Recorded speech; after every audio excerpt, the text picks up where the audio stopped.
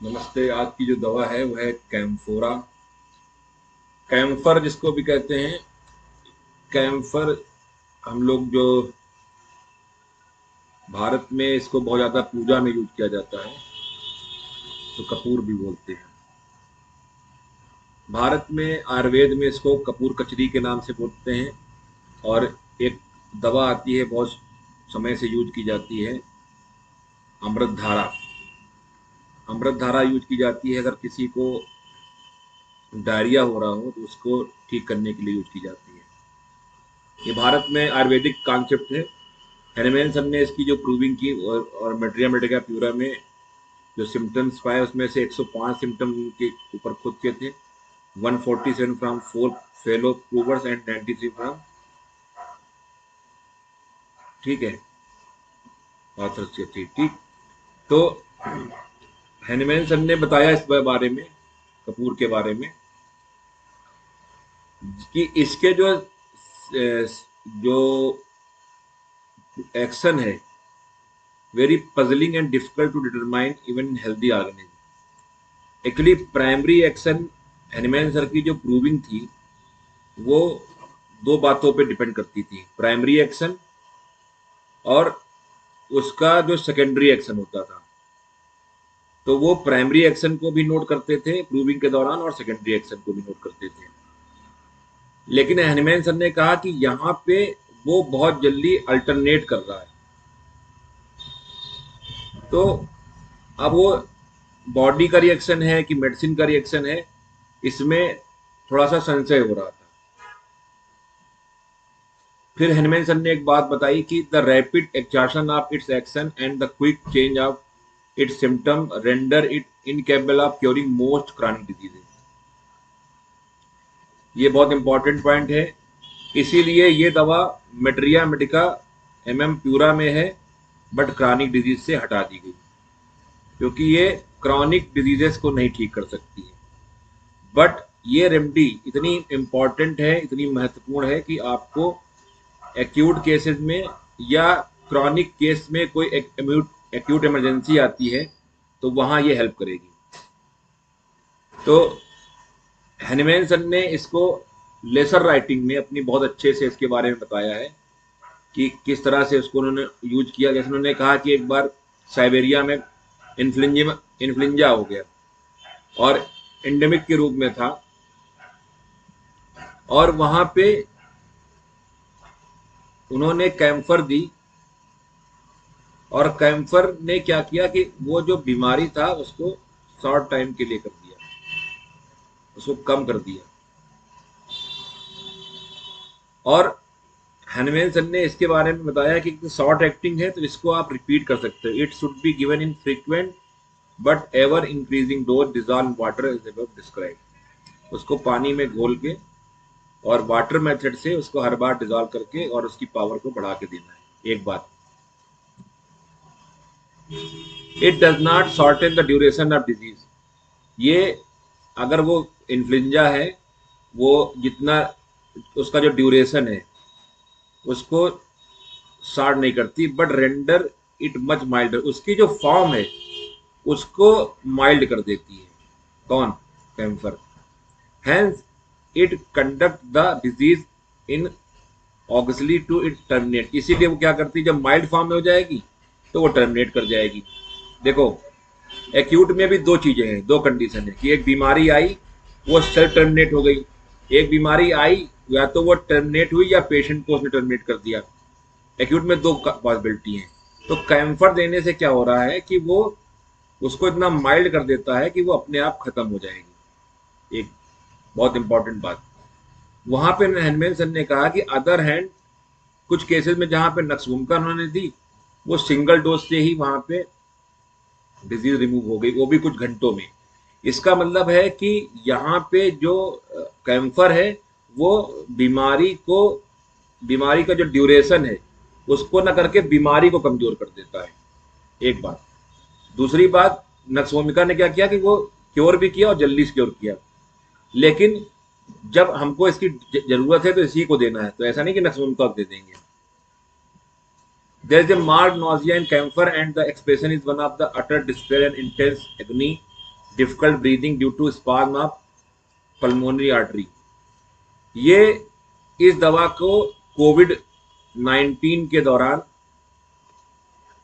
Doctor Shankaran ने as a preventive के लिए बोला है 1 एम में। तो यहाँ पे देखो, यहाँ पे जो वो, क्योंकि कोविड में हुआ क्या कि जो भी अल्टीमेटली क्या हो रहा था, लंग्स फेल हो जा रहा था या लंग्स की पैथोलॉजी आ रही थी। कोविड भी खत्म तो नहीं हुआ, लेकिन एक बात बता रहा हूँ कि वहां पे जो शुरुआती फर्स्ट और सेकेंड वेव की बात करते हैं, तो difficult breathing due to spasm of pulmonary arteries, वहां पे आर्टरीज में स्पैज्म हो जा रहा है। तो इसीलिए उन्होंने, डॉक्टर शंकरन ने इस दवा को बोला था। कैंफर में एक चीज और है जो है, वो है क्रैम्प्स। लेकिन वो क्रैम्प्स क्यूपरम की तरह नहीं होते हैं। यहाँ पे क्यूपरम का संदर्भ इसलिए आया कि बोइंग हसनसन ने डायरिया के लिए 3 पाउडर बोले थे। कॉलरा के लिए वो था कैम्फोरा, कैम्फर, दूसरा था क्यूपरम, तीसरा था वरेट्रमल। तीनों में अंतर है, तीनों में डायरिया है, एंड डायरिया के साथ साथ क्या है, कोलैप्स। यहां पे डिफरेंशिएट करने के लिए बताया गया है कि कैंफर में क्रैम्प होगा लेकिन क्यूपरम की तरह नहीं होगा। इसका मतलब है cuprum is a more crampy than camphor and veratrum album. We have insatiable burning thirst. The collapse of camphor is sudden and overwhelming and is not as veritable album. वहां पे कैंफर में एक उल्टी हुई, 2 उल्टी हुई और कोलैप्स में चला गया। और वरेट्रम एल्बम में क्या है, excessive purging and vomiting. Excessive में के बाद वरेट्रम जाएगा। तो वरेट्रम से डिफरेंशिएट इस तरह से करते हैं उल्टी के मामले में या डायरिया के मामले में। यहाँ पे कैंफर से, क्यूपरम से करेंगे क्रैम्प से, और वरेट्रम से करेंगे, वरेट्रम में ज्यादा होगा, यहाँ पे कम उल्टियों के बाद ही कोलैप्स में चला जाएगा। A great characteristic of camphor that often help us to differentiate it from other remedies is the great dislike to be covered notwithstanding the icy coldness of the। पूरी शरीर ठंडा होगा लेकिन उसके बावजूद भी वो कवर नहीं करना चाहेगा या चाहेगी। ठीक है, सीकेल कार भी यही करती है, लेकिन सीकेल कार में क्या है, बर्निंग है। यहाँ पे आईसी कोल्डनेस के बाद भी वो नहीं कर रहे हैं। ये बहुत क्लियर कट बात है। तो इसको जो विजयकर सर बोलते थे कैंपर को, क्राइसिस, कुछ क्राइसिस हो जाए अचानक से, मतलब एक उल्टी हुई, पेशेंट कोलैप्स में आने लगा, then you give camphor. But with icy coldness ये बहुत जरूरी है। Loss of consciousness, fainting, delicate people, ये जो कॉन्स्टिट्यूशन है वो बहुत डेलिकेट है। People suddenly sink down, turn pale, shut eyes, breathing and pulse very weak after recovering one-sided lameness or blindness। मतलब इसके जो सिक्वली में क्या हो सकता है, एक साइड का लेमनेस आ सकता है या ब्लाइंडनेस भी आ सकती है। ये किस टिश्यू को इफेक्ट करता है और किस तरह से इफेक्ट करता है, ये सॉफ्ट पार्ट को ड्रॉन इन कर देगा, अंदर की तरफ खींचता है। इसमें होगा क्या कि जो नोज है, अगर किसी की नोज ऐसी है तो कैंफर स्टेट में वो बिल्कुल पॉइंटेड नोज हो जाएगी, क्योंकि वो सारे सॉफ्ट टिश्यू को ड्रॉन करने लगता है, खींचता है अंदर की तरफ। एक बहुत important part, cyanosis, external part turn black. It is a very important point, is a very, इधर कार्डियक कोलैप्स के कंडीशन में भी सेम चीज होती है। ठीक है, इंटरनल कंजेशन, ब्लड एक जगह पे कंजेशन में चला गया है और वहां से मूव नहीं कर रहा है, उस कंडीशन में इसको है। Cramp inner and outer part, inner मतलब हार्ट में क्रैम्प आ सकता है और शरीर में बाहर भी आ सकता है। Cracking of joint, stenosis after inflammation, ये वेरी इंपॉर्टेंट है कि इन्फ्लामेशन हुआ उसके बाद स्टेनोसिस हो गई। स्टेनोसिस, मिट्रल स्टेनोसिस भी आपने सुना होगा, हार्ट में कार्डियक स्टेनोसिस जो होती है, mitral stenosis, aortic stenosis. Dropsy of external part, less often of internal. यहाँ पे इंटरनल पार्ट में ड्रॉप्सी ना होके एक्सटर्नल पार्ट में ज्यादा है।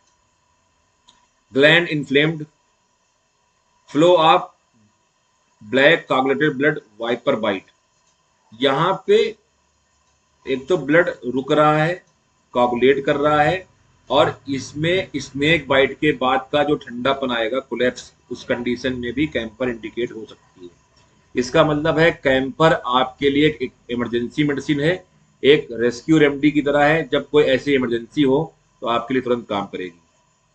Pain in periosteum of all bones, tearing, shooting here and there in joints, greatest emesis. Again, it is a very important point. Greatest emesis. Rheumatic fevers, pain, changing flesh, persistently return.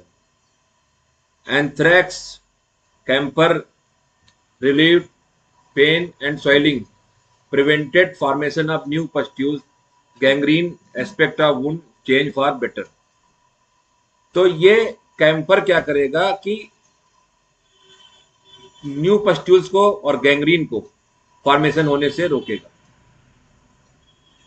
अब mind level पे क्या करेगा, ये nonsense talking है, he talk nonsense and undertake nonsensical things, rage with foam before the mouth. जैसे कुछ लोग जब गुस्सा करते हैं तो उनके चेहरे के कॉर्नर पे आपको ऐसे फोम मिल जाएगा, फोम झाग सा आ जाता है गुस्से की वजह से।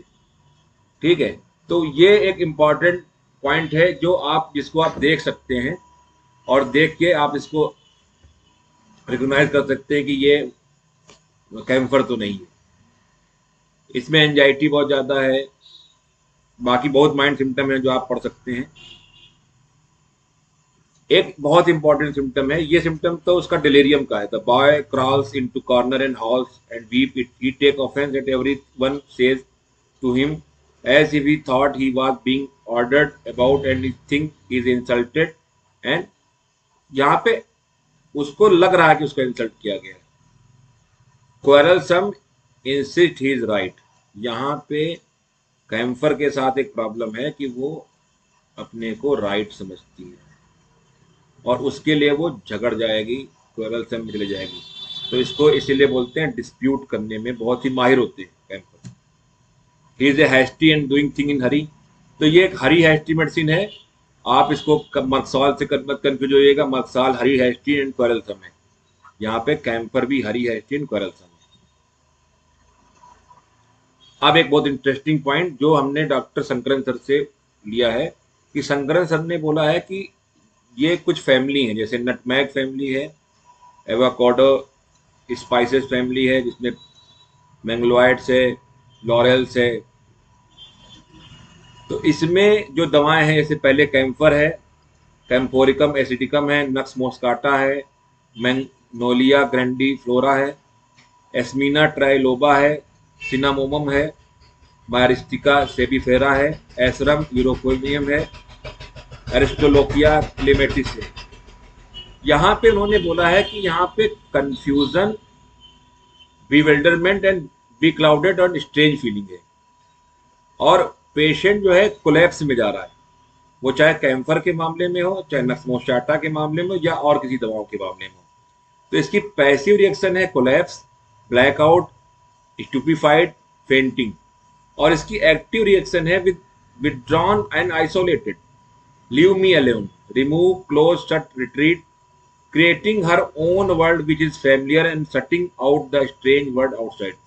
तो वो अपने ही एक उसमें एक दायरे में सीमित हो जाती है। और इसका एक है कि फ्लोटिंग ऑफ द ग्राउंड, लगता है जैसे वो हवा से ऊपर है। इसको उन्होंने डिफ्रेंशिएट किया है मोलस्कन से, कि मोलस्कन जो है अपने वर्ल्ड में कैसे ही खुश रहते हैं। इसका रूब्रिक है, इस रूब्रिक से आप समझ सकते हो कि delusion, imagination, world, she has her own little in which things are clear, outside is clear. मतलब वो एक अपना एक सीमित दायरा, या जिसे हम लोग कह सकते हैं हिंदी में कूप मंडू, कि वो अपने घर में या अपने ऑफिस में वहां पे वो खुश है। तो वहां पे एक दवा है कैंपर, सीरियम कार्बोनिकम है, साइप्री है। इन दवाओं में सीरियम कार्बोनिकम जो है ये पीरियोडिक टेबल से आती है। तो जो हमारी मेडिसिन है कैम्फोरा, वो प्लांट रेमेडी है। दूसरी मेडिसिन है सीरियम कार्बोनेट, जिसको सॉल्टन सन ने दिया है। सॉल्टन सन ने सीरियम को उठाया है, इसका देखिए एटॉमिक वेट 58 है, और यहाँ पे देखिए 1, 56, 57, 58, ये यहाँ से कनेक्ट कर रहा है यहाँ पे, ठीक है। तो इसका मतलब है 1, 2, 3 और 4, ये जो सॉल्टन सर की स्टेजेस हैं उसमें 4th स्टेज पे है दवाई। और क्योंकि कार्बोनिकम लग गया तो ये कार्बन के भी करेक्टर को लेगा। तो जो लेंथेनॉइड्स हैं, ये लेंथेनॉइड्स हैं सारे, तो इसमें सीरियम भी आता है। तो लेंथेनॉइड में नीड है ऑटोनॉमी, मतलब वो हर चीज को अपने हिसाब से करना है, अपनी तरीके से करना है। ऑटोनॉमी का मतलब होता है the right of a person an organisation a region to govern और कंट्रोल हिज ओन अफेयर्स, स्वायत्तता और स्वशासन। A basic theme of lanthanoid is quite obvious. The cerium has timidity and fear to make mistake before mastering things put in 4th stage. अभी क्या है कि जैसे जैसे ये स्टेज वाइज आप बढ़ते हो, यहाँ तक आने पे तब आप चीज़ों के साथ बहुत ज़्यादा मास्टरिंग कर लेते हो चीज़ों को। और यहाँ पे आते आते जब आप पैलेडियम के पास, प्लेटिना के बाद आते हो, तो बिल्कुल आप मास्टर हो चुके होते हो। यहाँ से आपका डिफेंस शुरू हो जाता है, यहाँ तो लर्निंग के प्रोसेस में चल रहे होते हो। तो अब यहाँ पे हम सीरियम को देखते हैं कि सीरियम कार्बोनेट जो है वो एक तो सीरियम के सिम्टम लेगा कि मुझे खुद से करना है, नंबर 1 चीज, और सपोर्ट नीड ऑफ ऑर्डर और बीइंग, मुझे फादर की तरह या फादर जैसा करना है उसकी चीज। अब इस दवा को कहाँ यूज कर सकते हो? जैसे कोई बच्चा है, वो बच्चा अपने आप में खेलता है और अपनी चीजों को अपने हिसाब से करता है, तो वो अपने आप से करने का मतलब है need of autonomy but strong और attachment towards father is cerium carbonicum. अगली मेडिसिन है साइपेरिया ग्लिंटाइना। ये जो है हमारे जो पूजा पाठ में यूज की जाती है, इसे कौड़ी बोलते हैं। तो अब देखो 2 चीज पूजा की आ गई हमारे पास, एक तो कपूर पूजा में यूज होता है, दूसरा कौड़ी पूजा में यूज होती है। तो अब इसको कर क्यों उन्होंने यूज किया है? तो मोलस्कन, जब ये शुरुआत में चार्ट की बात की थी, तो मोलस्कन में है कि withdrawn in their own word. तो यहाँ पे अगर हम इस रूब्रिक को देखते हैं तो इस रूब्रिक में 3 दवाएं हैं, एक प्लांट रेमेडी है, एक एनिमल रेमेडी है, और एक आपको मेटेलिक रेमेडी है। कि delusion she has her own little in which he thing are clear outside is uncertain. तो तीनों का, ये तीनों रूब्रिक में क्यों पढ़ी ये भी हमने क्लियर किया, और कैम्फर किस तरह से हमारे काम आएगी इसकी पे क्लियर किया। तो आज का लेक्चर यहीं तक, धन्यवाद।